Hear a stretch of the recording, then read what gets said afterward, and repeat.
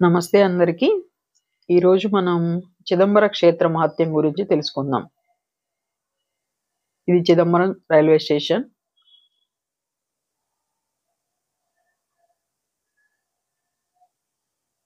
Railway స్టేషన్‌లో నటరాజస్వామి, అమ్మవారి విగ్రహాలతో పాటు కాళీ అమ్మన్ విగ్రహం, ఇంకా గోవింద రాజపెరుమాళ్ చిత్రపటాన్ని కూడా పెట్టారు. చిదంబర క్షేత్రం శివకేశవులు మూలమూర్తులుగా ఉన్న క్షేత్రం. 43 ఎకరాలలో అత్యంత పెద్దదైన శివాలయం. ముందుగా మనం ఈ క్షేత్రం యొక్క స్థల పురాణం తెలుసుకుందాం.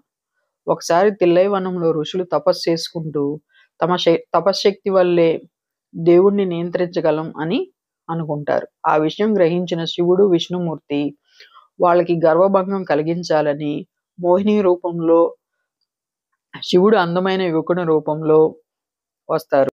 మునిభార్యలకు శివుణ్ణి చూసి మనసు చలిస్తుంది. అది తెలుసుకున్న ఋషులు ఆ యువకుని పైకి పాములు, పులి ఇంకా మాయా రాక్షసుని పంపిస్తారు.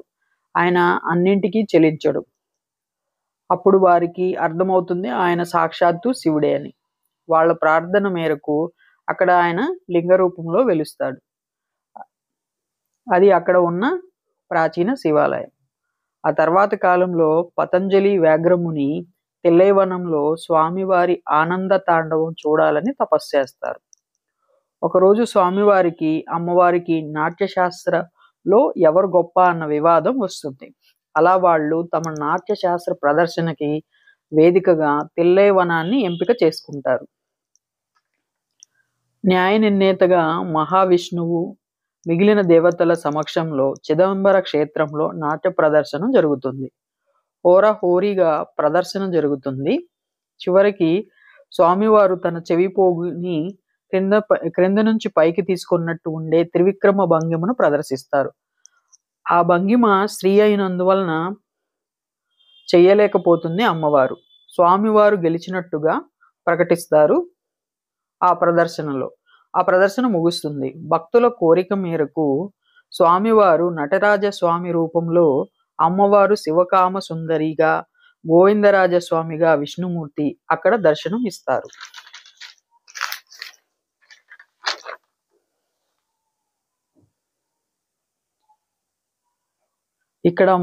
ఇక్కడ మనం అందమైన శిల్పాలను చూడవచ్చు.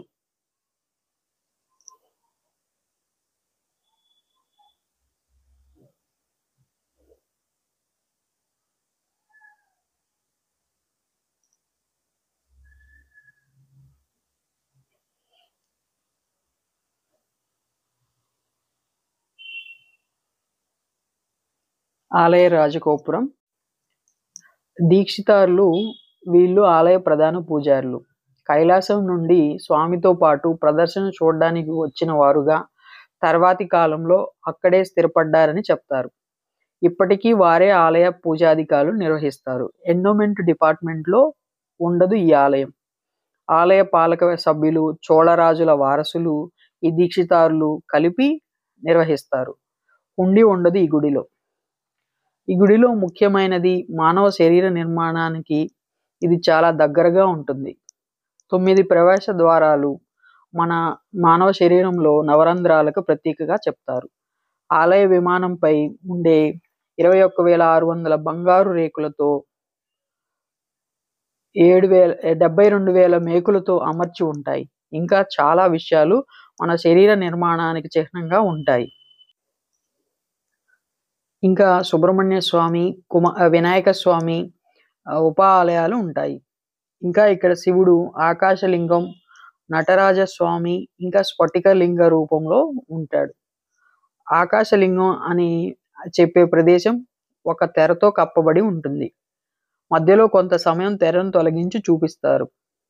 ఇంకా స్ఫటికలింగానికి అభిషేకాలు చేస్తారు.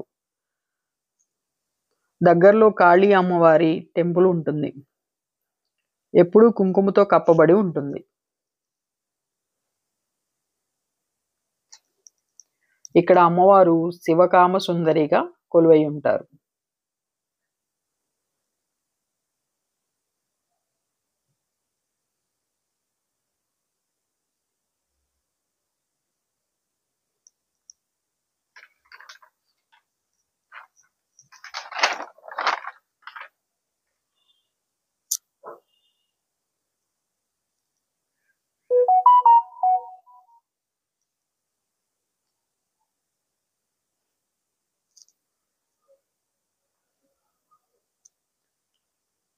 నటరాజ విగ్రహానికి ఒక వైపున శూన్య ప్రదేశం ఉంటుంది. దీన్నే ఆకాశలింగంగా చూపిస్తారన్నమాట. చాలా అందంగా నటరాజ స్వామి కొలువుదీరి ఉంటాడు. హారతి ఇచ్చే సమయంలో చాలా బాగుంటుంది. ఇది వచ్చేసి గోవిందరాజ స్వామి.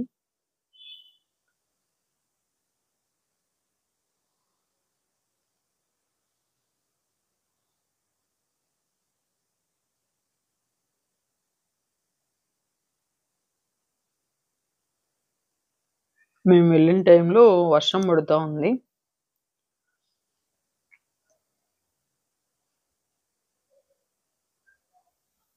నైటు దీపాల వెలుతురులో స్వామివారి దేవాలయం చాలా శోభాయమానంగా ఉంది.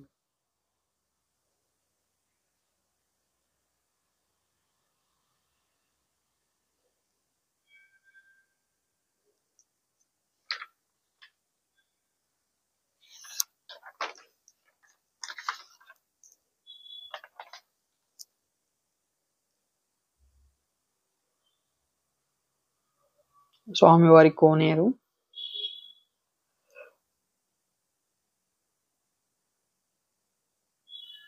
సుబ్రహ్మణ్య స్వామి,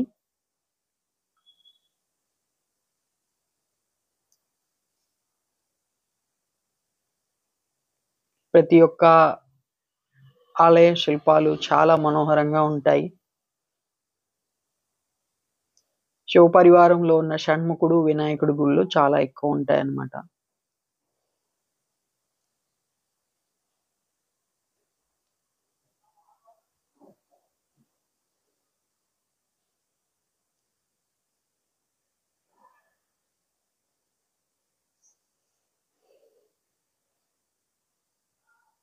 ఈ షణ్ముఖ టెంపుల్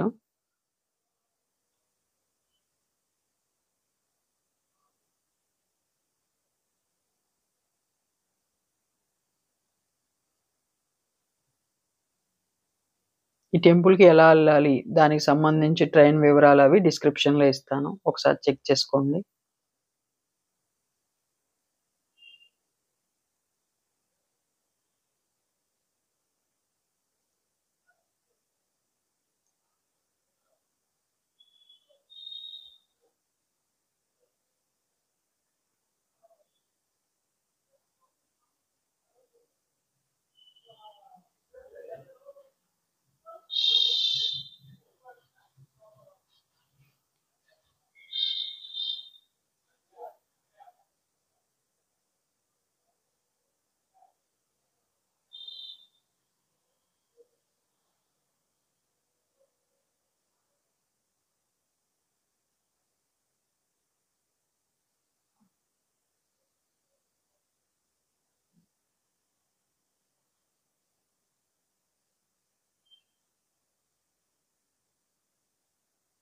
విశాలమైన ప్రాంగణంతో చాలా అందంగా ఉంటుంది ఈ దేవాలయం.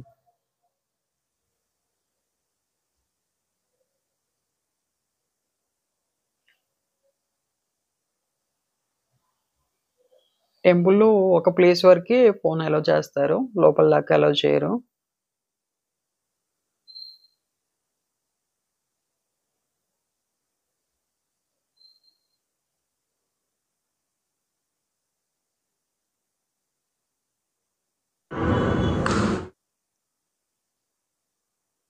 ఇది వచ్చేసి ఊర్ధ్వ తాండవ నటరాజ స్వామి.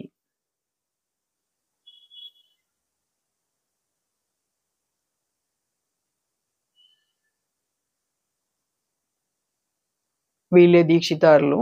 ఇలానే ఉంటారన్నమాట. వాళ్ళ హెయిర్ స్టైల్ అది గూడా ఇలానే ఉంటారు. ఇది వచ్చేసి తిల్లయమ్మన్, కాళియమ్మన్.